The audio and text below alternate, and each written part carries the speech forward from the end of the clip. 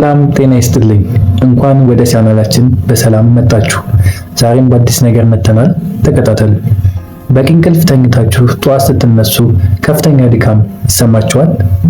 የፎቅ ደረጃ ስትወጡ ወይንም ቀላል ስራ ስትሰሩ ትንፋሻችሁ ይቆራረጣል? ወይም ደግሞ ከሰዓት በኋላ ስራ ላይ ማተኮር አቅቷችሁ እንቅልፍ ይላችኋል? መልሱ አዎ ከሆነ ይህ ቪዲዮ በእርግጥ ለእናንተ ነው። ቶሎ የመድከም ስሜት የብዙ ሰዎች የዕለት ተዕለት ፈተና ነው። ታዲያ በዛሬው ቪዲዮአችን በፍጥነት ቶሎ እንድንደክም የሚያደርጉንን 5 ዋና ዋና የህክምና ምክንያቶችን እና መፍትሄዎቻቸውን በዝርዝር እናያለን። እስከ መጨረሻው ደግሞ አብራችሁን ቆዩ። ለቻናላችን አዲስ ከሆናችሁ ሰብስክራይብ በማድረግ የደወል ምልክቱን በመጫን ቤተሰብ ሁኑ። ሐሳብ፣ አስተያየት፣ ጥያቄ ካላችሁ በኮሜንት መስጫው ጻፉልን፣ እንመልሳለን። Les fleurs de notre peine s'épanouissent dans la pluie. Chaque blessure est un chemin vers un horizon de paix. አንደኛውና እጅግ በጣም የተለመደው ምክንያት የደም ማነስ ነው። እንግዲህ እንደሚታወቀው ሰውነታችን ኦክሲጅንን ወደ ተለያዩ ሰውነታችን ክፍል የሚያሰራጨው በቀይ ደም ሴል ውስጥ ወይንም ደግሞ ሬድ ብለድ ሴል ውስጥ በሚገኝ ሄሞግሎቢን በሚባል ፕሮቲን ነው። እንግዲህ የደም ማነስ ሲያጋጥመን ይህ ፕሮቲንም በከፍተኛ ሁኔታ ይቀንሳል። እንግዲህ ሄሞግሎቢን ሲቀንስ ሰውነታችን በቂ ኦክሲጅን አያገኝም። ታዲያ ሰውነታችን በቂ ኦክሲጅን ካላገኘ ደግሞ ሴሎቻችን ረሃብ ይሰማቸዋል ማለት ነው። ይህ ደግሞ ለከፍተኛ የሆነ ድካም ያጋልጠናል። ከድካም በተጨማሪ የፊትና የከንፈር መንጣት፣ የልብ ምት መጨመር ብሎም ራስ ምታት ሊያጋጥመን ይችላል። በጣም እኛ ሀገር የተለመደው ኮመንስት ኮዝ ምንድነው? አይረን ዲፊሸንሲ አኒሚያ ነው። ከአይረን ዲፊሸንሲን በተጨማሪ ሌሎችም በርካታ የደም ማነስ ምክንያቶች አሉ። ለምሳሌ የቫይታሚን ቢ12 እጥረት፣ የፎሊክ አሲድ እጥረት፣ እነዚህም የደም ማነስን ያመጡብናል። ታዲያ ህክምናውና መፍትሄው ምንድነው ብለን ስናይ እንግዲህ የመጀመሪያው ማድረግ ያለብን የደም ማነስ ስናስብ ምንድነው ወደ ህክምና ተቋም በመሄድ የደም መጠንን መመርመር። እዚህም የሄሞግሎቢን መጠናችንን እንዲሁም የደም ማነሱ በምን ምክንያት እንደመጣ ሂንት የምናገኝበት ወሳኝ የሆነ ምርመራ ነው። ብሎም ፎሊክ አሲድ፣ ቫይታሚን ቢ12 እንዲሁም አይረን ስቴጆችን ማሰራት የደም ማነሱ ከምን እንደመጣ በትክክል ልናውቅ እንችልበታለን። ስለዚህ የደም ማነስን አድሬስ ለማድረግ መጀመሪያ ያለብን ምንድነው? ምርመራ ማድረግ ነው። ሁለተኛ የአመጋገብ ስርዓታችንን ማሻሻል። ከላይ እንደገለጽኩላችሁ በኢትዮጵያ በጣም ኮመኑ የደም ማነስ ምክንያት ምንድነው? አይረን ዲፊሸንሲ አኒሚያ ነው። ለዚህ ታዲያ ምን ማድረግ አለብን? በአይረን የበለጸጉ ምግቦችን መመገብ። ለምሳሌ የቀይ ስጋ፣ እንቁላል፣ አትክልቶች። ከአትክልቶች ለምሳሌ እንደ ስፒናች እና ቆስጣ ያሉ ምግቦች በጣም የሚመከሩ ናቸው። ብሎም ምስር እና ጥራጥሬዎችን መጠቀም ይመከራል። ሌላው ሶስተኛ ማድረግ ያለብን ምንድነው? የደም ማነስን ለመከላከል ብሎም ለማከም ብለን ስናይ ቫይታሚን ሲ አብሮ መጠቀም ነው። እንግዲህ አይረን በሰውነታችን በደንብ እንዲዋሃድ የቫይታሚን ሲ እገዛ ይፈልጋል። ስለዚህ ከምግብ በኋላ ለምሳሌ እንደ ሎሚ ወይንም ብርቱካን መጠቀም በእጅጉን ይመከራል።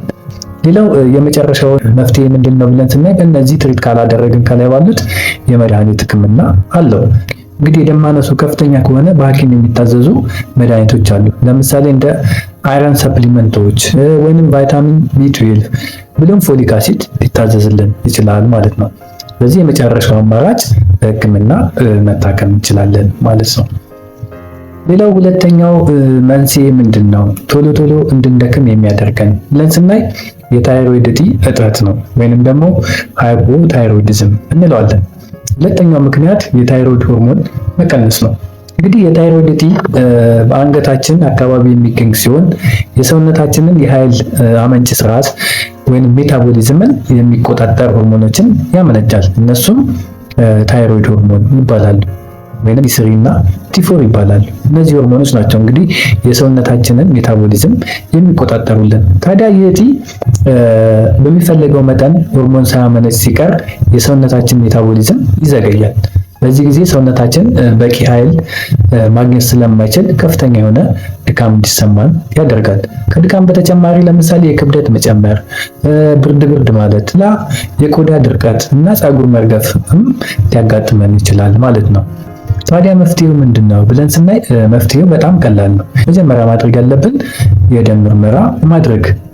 ለዚህም TSH፣ T3፣ T4 የሚባሉ ሆርሞኖችን ማረጋገጥ አለብን ማለት ነው። ከተረጋገጠ በኋላ ዝቅተኛ ከሆኑ ሕክምና አለው። እሱም በሐኪም የሚታዘዝ መድኃኒት ነው። በአብዛኛው ሌቮታይሮክሲን ይባላል። እሱም በመውሰድ ይህን ችግር በቀላሉ መቅረፍ እንችላለን ማለት ነው። ወደ ሶስተኛው ምክንያት ደርሰናል። ሶስተኛው ታዲያ ምክንያት ምንድነው?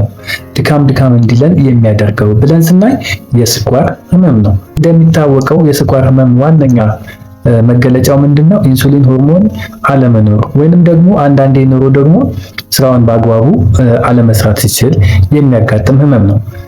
ቶታሊ የኢንሱሊን ሆርሞን ሳይኖር ሲቀር ታይፕ 1 እንለዋለን። ሁለተኛው አይነት ደግሞ ኢንሱሊን ሆርሞን ኖሮ ግን ደግሞ በአግባቡ ስራውን ሳይሰራ ሲቀር ወይንም ደግሞ ኢንሱሊን ሬዚስታንስ የምንለው ሲያጋጥም ታይፕ 2 ዲያቤቲስ ሜሊተስ እንለዋለን። ስለዚህ አንደኛውና ሁለተኛው ተብሎ በተለምዶ የሚባለው የስኳር ህመም ልዩነታቸው እዚህ ነው። ታዲያ ኢንሱሊን ሆርሞን ምንድነው የሚያደርገው ብለን ስናይ አንደኛ በደም ውስጥ ያለውን ስኳር በከፍተኛ ሁኔታ ወደ ኃይልነት እንዲቀየር ያደርጋል። ብሎም ሴሎቻችን ቶሎ ይህን ግሉኮስ እንዲጠቀሙት ያደርጋል። ታዲያ ይህ ኢንሱሊን ሆርሞን ሳይኖር ሲቀር ወይንም ደግሞ ኖሮም ስራውን በአግባቡ ሳይሰራ ሲቀር ግሉኮስ በደማችን ውስጥ ይከማቻል። ሴሎቻችን ይህን ግሉኮስ ለኤነርጂነት አይጠቀሙትም። ይህ ማለት ሰውነታችን በቂ ኤነርጂ አያገኝም ማለት ነው። ሰውነታችን ደግሞ በቂ ኤነርጂ ካላገኘ ድካም ስሜት እንዲሰማን ያደርጋል ማለት ነው። ከድካም በተጨማሪ እንግዲህ ስኳር ያለባቸው ሰዎች ከፍተኛ የሆነ የውሃ ጥም፣ ተደጋጋሚ ሽንት ቤት የመሄድ ፍላጎት ወይንም ደግሞ ቶሎ መሽናት የመሳሰሉት ምልክቶች ሊያጋጥም ይችላል። በተለይ የስኳሩ አይነት የመጀመሪያው አይነት ታይፕ 1 ዲያቤቲስ ሜሊተስ የሚባለው ከሆነ ማለት ነው። ታዲያ መፍትሄው ምንድነው ብለን ስናይ የመጀመሪያውና ዋነኛው ነገር እንግዲህ የስኳር መጠንን መለካት ነው። እንግዲህ ስኳር የሚታወቀው የደም ግሉኮስን በመለካት ብቻ ነው። በተለይ ምግብ ሳንበላ የምንለካው ስኳር ወይንም ደግሞ ፋስቲንግ ብለድ ሹገር የምንለው ቢሆን በተለይ ይመረጣል። ሁለተኛ ደግሞ ሄሞግሎቢን A1C የሚባል ምርመራም አለ። እሱን ማድረግም በከፍተኛ ሁኔታ ይመከራል። ሌላው ሁለተኛው ማድረግ ያለብን ምንድነው? አመጋገባችንን ማስተካከል ነው። ይህንን እንግዲህ በሰፊው በሌላ ቪዲዮ ይዤላችሁ እመጣለሁ።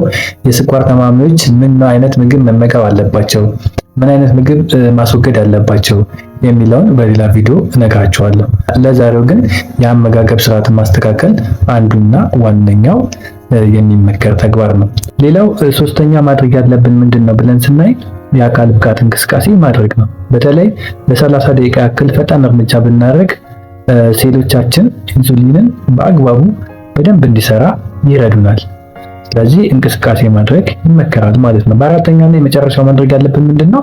የሕክምና ክትትል ማድረግ ይጠበቅብናል። ምክንያቱም አንዳንዴ አስፈላጊ ከሆነ በሐኪም የሚታዘዙ የስኳር ማስተካከያ መድኃኒቶች ሊታዘዙልን ይችላሉ። አራተኛው ምክንያት ምንድነው? ቶሎ ድካም እንዲሰማን የሚያደርገው ብለን ስናይ የእንቅልፍ ጥራት ማጣት እና ስሊፕ አፕኒያ ናቸው። ብዙ ሰዎች እንግዲህ አልጋ ላይ 8 ሰዓት ስለቆዩ ብቻ በቂ እንቅልፍ ተኛን ብለው ያስባሉ። ነገር ግን የእንቅልፍ ሰዓት ብቻ ሳይሆን የእንቅልፍ ጥራትም በጣም ወሳኝ ነው። በተለይ ኦብስትራክቲቭ ስሊፕ አፕኒያ የሚባለው ችግር ካለ በእንቅልፍ ወቅት የመተንፈሻ አካል እንዲዘጋ ያደርጋል። ይህም ኦክሲጅን ወደ ብሬን እንዳይደርስ ያደርጋል። ከዛ ምን ያጋጥመናል? ሌሊት ላይ እንድንነቃ ያደርገናል። እንግዲህ ሳናቀው ሌሊቱን ሙሉ አእምሯችን እየታገለ ሊያድር ይችላል። ይህም ጠዋት ስንነሳ ከፍተኛ የሆነ ድካም፣ ራስ ምታት እንዲሰማን ያደርጋል። ታዲያ መፍትሄው ምንድነው ብለን ስናይ የመጀመሪያው መፍትሄው እንግዲህ ስሊፕ ሃይጂን የሚባል ነገር አለ። እንግዲህ በሌላ ጊዜ በሰፊው ስለዚህ ጉዳይ ነግራችኋለሁ። እንግዲህ አንደኛ ማድረግ ያለብን ምንድነው? በየቀኑ በተመሳሳይ ሰዓት መተኛትና መነሳት ይጠበቅብናል። ሌላ ሁለተኛ ማድረግ ያለብን ሰማያዊ ብርሃን ያላቸው ስክሪኖችን ማራቅ። ከመተኛታችን ከአንድ ሰዓት በፊት ስልክ፣ ቲቪ ወይንም ኮምፒውተር መመልከት በፍጹም የለብንም በቂ እንቅልፍ ለመተኛት። ሌላው ሶስተኛ ማድረግ ያለብን ካፊን ያለባቸው መጠጦችን ከመተኛታችን ወይንም ከሰዓት በኋላ በፍጹም መጠጣት የለብንም። ሌላው አራተኛ ማድረግ ያለብን ምንድነው? እንግዲህ ከላይ በዘረዘርናቸው መንገዶች አልተስተካከል ካለ ሕክምና ማድረግ ይጠበቅብናል። በተለይ ከፍተኛ የሆነ ማንኮራፋት ካለ፣ ያተነፋፈስ ችግር ካለ ቶሎ ወደ ሕክምና ተቋም ሄዶ አስፈላጊውን ሕክምና ማግኘት ይመከራል። እንግዲህ አምስተኛውና የመጨረሻው ምንድነው? ድካም እንዲለን የሚያደርገው ብለን ስናይ ጭንቀትና ድብርት ናቸው። እንግዲህ አእምሯችንና አካላችን በጣም የተሳሰሩ ናቸው። አንዳንዴ የደከመው አካላችን ሳይሆን አእምሯችን ሊሆን ይችላል። ረጅም ጊዜ የቆየ ጭንቀት በሰውነታችን ውስጥ ኮርቲሶል የሚባለውን የጭንቀት ሆርሞን ከፍ እንዲል ያደርጋል። ይህ ሆርሞን እንግዲህ ለረጅም ጊዜ ሲጨምር የሰውነታችንን የሆርሞን ስርዓት ያዛባል። የሰውነታችንንም የበሽታ መከላከል አቅም በከፍተኛ ሁኔታ ያዳክማል። በድብርትና በጭንቀት ጊዜ በአእምሮ ውስጥ የሚገኙ የደስታ ሆርሞኖች እና ኃይል እንዲሰጡን የሚያደርጉ ሆርሞኖች በከፍተኛ ሁኔታ ይቀንሳሉ። ስለዚህ ምንም ነገር ለማድረግ ፍላጎት ማጣት እና ከፍተኛ የሆነ ድካም ስሜት እንዲሰማን ያደርጋል ማለት ነው። ታዲያ መፍትሄዎቹ ምንድናቸው ብለን ስናይ እንግዲህ የመጀመሪያ ማድረግ ያለብን ምንድነው? የአእምሮ እረፍት ማድረግ ነው። ለምሳሌ እንደ ዲፕ ብሪዝ ኤክሰርሳይዝ ማድረግ። ሌላው ዮጋ ወይንም ደግሞ ቀላል የአካል እንቅስቃሴ ማድረግ ከፍተኛ የአእምሮ እረፍትን ይሰጡናል። ሁለተኛ ማድረግ ያለብን ምንድነው ብለን ስናይ ማህበራዊ ግንኙነታችንን ማጠናከር። ለምሳሌ ስሜታችንን ለቅርብ ጓደኛ ወይንም ለቤተሰብ ማጋራት ከፍተኛ የሆነ ጭንቀትና ድብርትን ይቀንስልናል። ሶስተኛውና ዋናው ምንድነው? ከስነ ልቦና ባለሙያ ጋር ውይይት ማድረግ። አስፈላጊ ከሆነም በሕክምና ባለሙያ የሚታዘዙ መድኃኒቶችን መጠቀም በእጅጉ ይመከራል።